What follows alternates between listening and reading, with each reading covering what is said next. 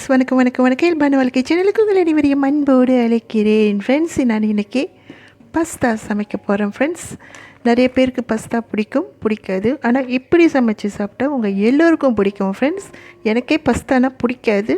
ஏன்னா அதில் இனிப்புலாம் நிறைய வெறும் தக்காளி சோஸ் அது இதுன்னு இனிப்பாக இருக்கும். அதனால் எனக்கு பிடிக்காது. ஆனால் இப்போ நான் என்னோடய ஓன் ஸ்டைலில் சமைச்சு காட்டுறேன். உங்களுக்கும் கண்டிப்பாக பிடிக்கும். வாங்க ஃப்ரெண்ட்ஸ். ஃபர்ஸ்ட் நான் இந்த பஸ்தாவை தேவையான அளவுக்கு நான் எடுத்துக்கிட்டேன். ஃப்ரெண்ட்ஸ், இப்போ இந்த பஸ்தாவை என்ன பண்ண போகிறோம்னா இதை என்ன பண்ணோம், இப்படி வாட்டரில் போட்டு நான் வேக வைக்க போகிறேன். ஃப்ரெண்ட்ஸ், ஒரு 10 மினிட்ஸ்க்கு இதை வேக வைக்க போகிறேன்.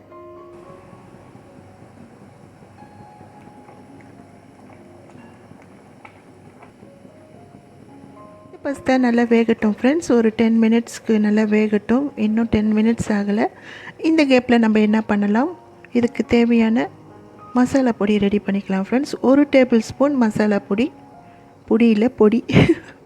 ஒரு அரை ஸ்பூன் கார மிளகாய்த்தூள், அதாவது வர மிளகாய்த்தூள் சொல்லுவாங்க இல்லைங்களா, அது 1/4 ஸ்பூனுக்கு கரம் மசாலா. இவ்வளோதான் ஃப்ரெண்ட்ஸ். அடுத்து என்ன பண்ண போகிறேன்னா, மைசூர் பருப்பு சிறிதளவு தேவையான அளவுக்கு நான் எடுத்து இந்த மாதிரி வேக வச்சுருக்கேன். ஃப்ரெண்ட்ஸ், நான் மைசூர் பருப்பு ஏன் யூஸ் பண்ணுறேன்னா, இதில் அவ்வளோ அந்த கெட்டியாகிற தன்மை இருக்காது. நம்ம நார்மல் பருப்பு சாம்பாருக்கெலாம் யூஸ் பண்ணுறது அது சட்டுன்னு கெட்டியாயிரும். அதனால் நான் இந்த பருப்பு யூஸ் பண்ணுறேன். உங்களுக்கு தேவைப்பட்டீங்கன்னா இந்த பருப்பு இல்லைன்னா அந்த பருப்புலேயும் செய்யலாம். ஃப்ரெண்ட்ஸ், எந்த பிரச்சனையும் இல்லை. இப்போ நான் இந்த பருப்பு என்ன பண்ண போகிறேன்னா, பிளெண்டரில் போட்டு அரைச்சிக்க போகிறேன். ஃப்ரெண்ட்ஸ், இது எல்லாத்தையும் நான் நல்லா சோஸ் பேஸ்ட்டாக போட்டு அரைச்சிக்க போகிறேன். இப்படி முழுசாக இல்லாதபடி பேஸ்ட்டாக இருக்கணும், அந்த அளவுக்கு அரைச்சிக்க போகிறேன். பருப்பு பிளெண்டரில் சேர்த்துட்டேன். ஃப்ரெண்ட்ஸ், அதோடு கூட 2 துண்டு இஞ்சி இந்த அளவுக்கு, அப்புறம் தேவையான அளவுக்கு பூண்டு. ஃப்ரெண்ட்ஸ், பூண்டும் நான் போட்டுக்க போகிறேன் இதில். ஓகே, இது நல்லா பேஸ்ட்டாக அரைச்சிட்டு உங்கள்கிட்ட காட்டுறேன். பாருங்கள் ஃப்ரெண்ட்ஸ், நான் எந்த அளவுக்கு பேஸ்ட்டாக அரைச்சிருக்கேன்ட்டு. இது ஒரு சோஸ் பக்குவத்தில் இருக்குது. இந்த மாதிரி பேஸ்ட்டாக அரைச்சிக்கணும்.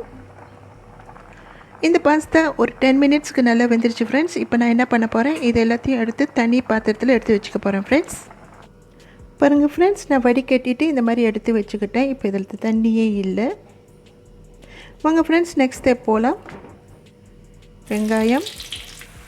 வெங்காயம் ஓரளவு வதங்கினதும் எடுத்து வச்சு மசாலாவை சேர்த்துக்கலாம். இந்த மசாலாவோட வாசம் போகிற வரைக்கும் இந்த வெந்நீரை நல்லா வறுத்துக்கலாம். ஃப்ரெண்ட்ஸ், வதக்கிக்கலாம். மிளகாய்த்தூள் வாசம் போனதும் நம்ம அரைச்சி வச்ச பருப்பு பேஸ்ட்டை ஊற்றிக்கலாம். ஃப்ரெண்ட்ஸ், ஒரு 3 to 5 மினிட்ஸ் இது மெல்ல கொதிக்க விடலாம். ஃப்ரெண்ட்ஸ், அதிகமான அனலில் கொதிக்க விட வேணாம், இல்லைன்னா அடியில் தீஞ்சி விடும், அடி பிடிச்சிரும். ஸோ அதனால் சின்ன அனலில் வச்சுட்டு இந்த மாதிரி கொதிக்க விடலாம். ஏன்னா அந்த பருப்பு வாசம் போகணும், அதுக்காக. அடுத்து ஒரு 2 டேபிள் ஸ்பூன் டொமேட்டோ சாஸ், தக்காளி சாஸ் இதில் சேர்த்துக்கிறேன். ஃப்ரெண்ட்ஸ், இதில் இனிப்பு கொஞ்சமாக புளிப்பு, கொஞ்சம் காரம் எல்லாமே கலந்து இருக்கும். அருமையாக இருக்கும். ஃப்ரெண்ட்ஸ், கண்டிப்பாக நீங்கள் உங்கள் வீட்டில் ட்ரை பண்ணணும். அடுத்ததாக 1 டேபிள் ஸ்பூன் மிளகு சாஸ். உங்கள்கிட்ட இந்த சாஸ் இல்லைன்னா நீங்கள் நேரடியாக மிளகு கூட அரைச்சி போட்டுக்கலாம். ஃப்ரெண்ட்ஸ், எந்த பிரச்சனையும் இல்லை. இது நல்லா மிக்ஸ் பண்ணி விட்டுக்கலாம். அடுத்ததாக இதோடு கூட சோஸ் திரம் 1 டேபிள் ஸ்பூன் சேர்த்துக்கிறேன். ஃப்ரெண்ட்ஸ், இந்த சோஸ் திரம் கீழே கொட்டாதுன்னு சொல்லிவிட்டு ஸ்பூனில் போட்டுட்டேன். ஃப்ரெண்ட்ஸ், எப்படி. அடுத்ததாக 1 தக்காளி பழம் இப்படி கியூப்பாக நான் கட் பண்ணி வச்சுருக்கேன். ஃப்ரெண்ட்ஸ், அதையே நான் சேர்த்துக்கிறேன். அப்புறம் அதோடு கூட கேரட்டையும் நான் சேர்த்துக்க போகிறேன். ஃப்ரெண்ட்ஸ், அப்புறம் அதோடு கூட கேப்சிகம், குடை மிளகாய், இதையும் நான் சேர்த்துக்கிறேன். இது நல்லா மிக்ஸ் பண்ணி விட்டுக்கலாம். ஃப்ரெண்ட்ஸ்,